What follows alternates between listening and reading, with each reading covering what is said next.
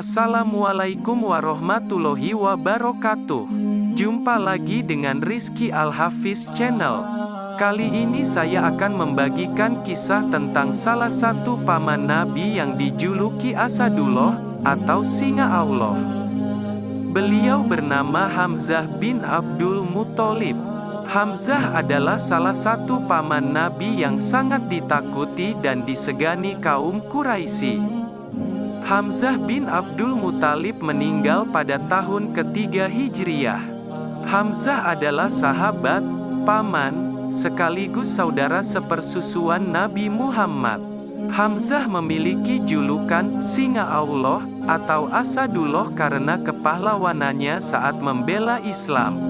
Hamzah lahir diperkirakan hampir bersamaan dengan Nabi Muhammad. Ia merupakan anak dari Sayyidina Abdul Muthalib dan Haulah binti Wuhaib dari Bani Zuhroh.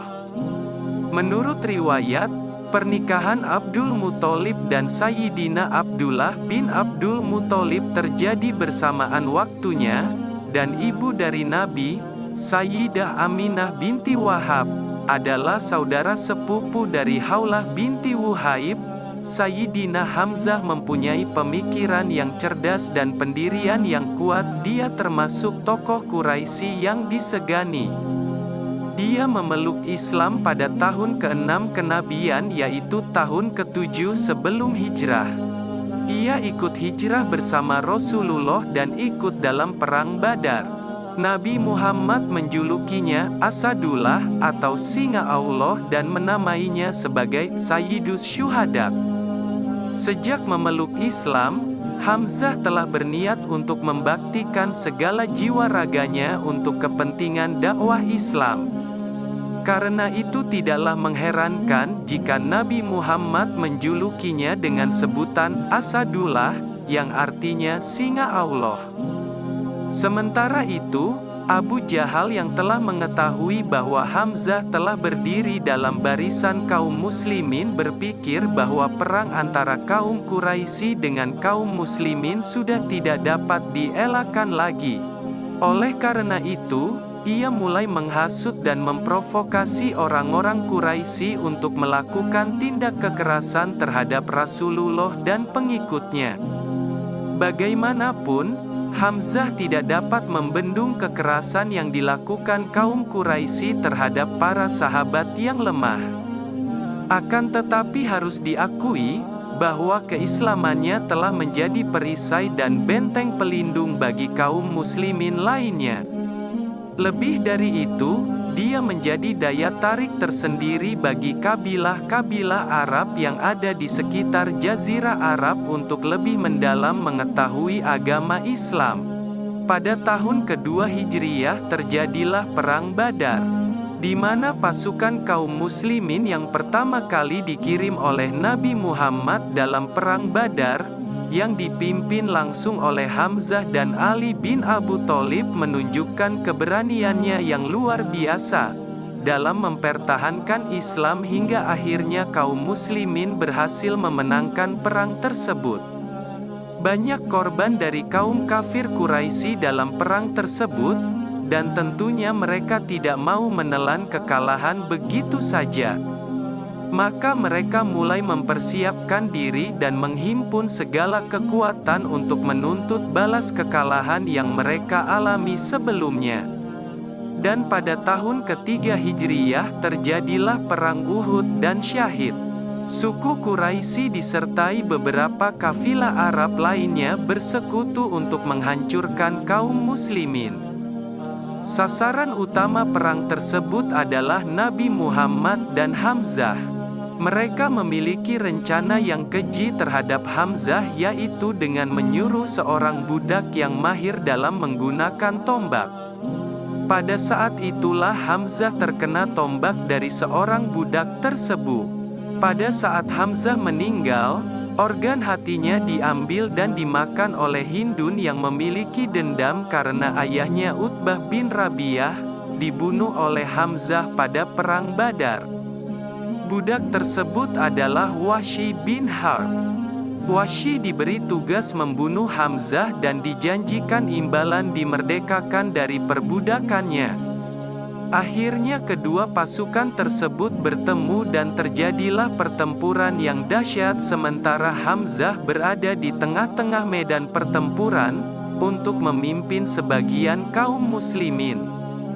Ia mulai menyerang ke kiri dan ke kanan. Seluruh pasukan kaum muslimin maju dan bergerak serentak ke depan, hingga akhirnya dapat diperkirakan kemenangan berada di pihak kaum muslimin.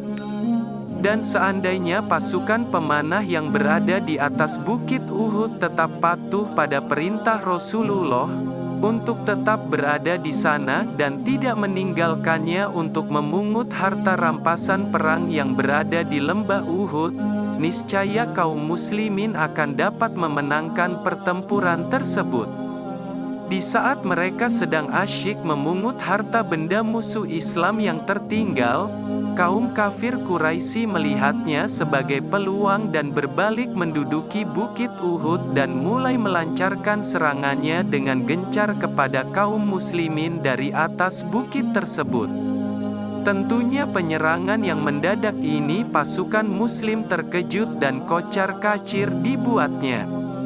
Melihat itu semangat Hamzah semakin bertambah berlipat ganda. Ia kembali menerjang dan menghalau serangan kaum Quraisy. Sementara itu Wahsy terus mengintai gerak-gerik Hamzah setelah menebas leher Sibak bin Abdul Uzza.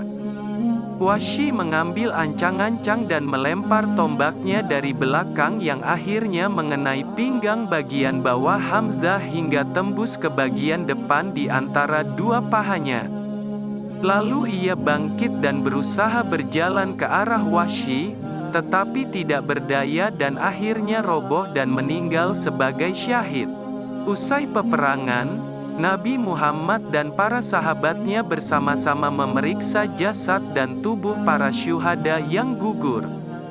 Tidak sedikit pun terlintas di benaknya bahwa moral bangsa Arab telah merosot sedemikian rupa. Mereka merusak jasad Hamzah, merobek dadanya, dan mengambil hatinya. Ibnu Atsir berkata dalam Usud Al-Gabah, dalam perang Uhud, Hamzah berhasil membunuh 31 orang kafir Quraisy. Sampai pada suatu saat, dia tergelincir sehingga ia terjatuh ke belakang dan tersingkaplah baju besinya. Pada saat itu, ia langsung ditombak dan dirobek perutnya.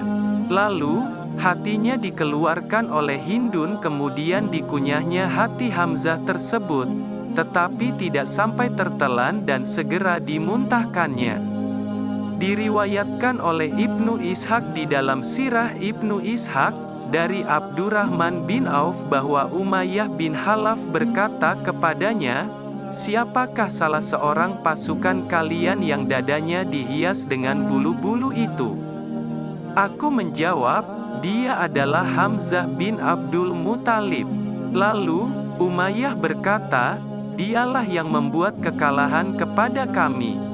Ketika Nabi melihat keadaan tubuh pamannya, Nabi pun sangat marah dan Allah berfirman dalam surat An-Nahl ayat 126, "Dan jika kamu memberikan balasan, maka balaslah dengan balasan yang sama dengan siksaan yang ditimpakan kepadamu.